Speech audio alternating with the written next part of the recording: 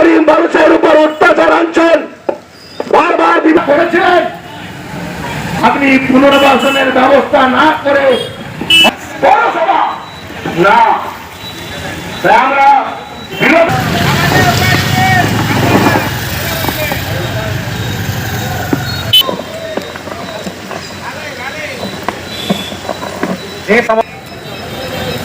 আমাদের ইউটিসির পক্ষ থেকে সংগ্রামী অভিনন্দন জানিয়ে একটি কথা বলছি।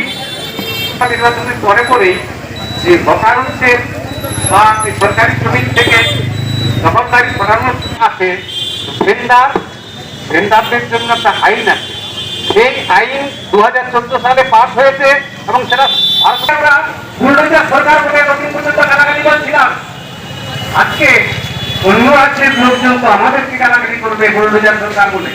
সেটা হবে হকারদের জীবিকাকে সুরক্ষা দিতে হবে, এটা 1 নম্বর কথা। আর 2 নম্বর কথা হচ্ছে যে তাদেরকে নিয়ন্ত্রণে রাখতে হবে। টাউন বেন্ডিং কমিটি সমীক্ষা করে সেটা করবে। টাউন বেন্ডিং কমিটিতে কে কে থাকবেন, তার চেয়ারম্যান হবেন, আর 40% লোক হবে ভেন্ডারদের প্রতিনিধি। সেই ভেন্ডারদের প্রতিনিধি সবাই সবাই সবাই সব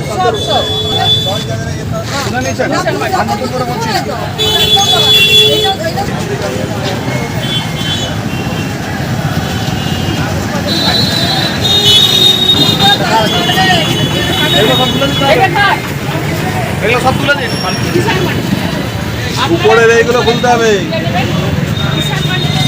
জায়গা আছে, সরকার বলে জায়গা দিতে, আমরা কিষাণ মাটিতে জায়গা দিচ্ছি, আপনারা কিষাণ মাটিতে চলে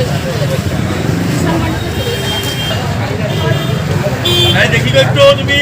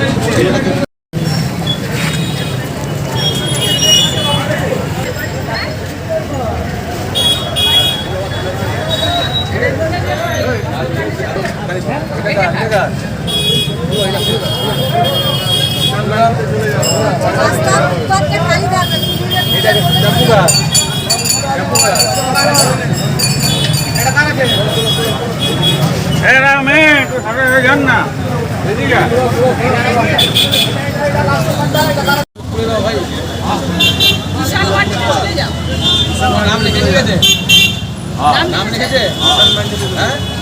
এক জায়গায় সব ফলের দোকান থাকলে মানুষ সামনেই যাবে না। সেটা আমরা চেষ্টা করছি, আপনারা সহযোগিতা করুন। ফলের দোকান এক জায়গায় থেকে লোকসভা নির্বাচনের পরে পরেই সরকারি জায়গা দখলমুক্ত করার নামে গোটা পশ্চিমবাংলার সমস্ত শহরগুলিতে বুলডোজার দিয়ে বুলডোজার রাজ শুরু হয়ে গেল। স্বাভাবিকভাবেই বাঁকুড়া শহরও তার বাইরে না। 2014 সালে কেন্দ্রীয় সরকারের যে আইন, সেই আইনে পরিষ্কার বলা আছে কমপক্ষে 1 মাসের বিজ্ঞপ্তি নোটিশ দিতে হবে। নোটিশ দিয়ে তাদেরকে উচ্ছেদের আগে তাদের যে রুটি যাতে বন্ধ না হয় তার জন্য তাদের পুনর্বাসন করতে হবে উপযুক্ত জায়গায়। শুধু তাই না, হকারদের সচিত্র পরিচয়পত্র চালু করতে হবে। বর্ষাকালে বৃষ্টি অসুবিধা না হয় তার জন্য ছাউনি ব্যবস্থা করতে হবে।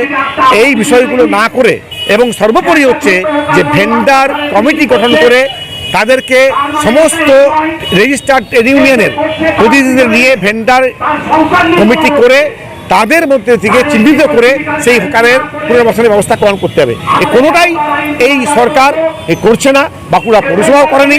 তারা জোর করে দখলমুক্ত করতে চাইছে। সেই জায়গায় দাঁড়িয়েই আমাদের আজকের এই সভা এবং এই সভার থেকেই আমরা আগামী পরশুদিন এসডিও যা আমাদেরকে তারিখ দিয়েছেন, পরশুদিন 11টার সময় আমরা এসডিওর কাছে রিপ্রেজেন্ট দিতে যাব এই দাবিগুলো নিয়ে।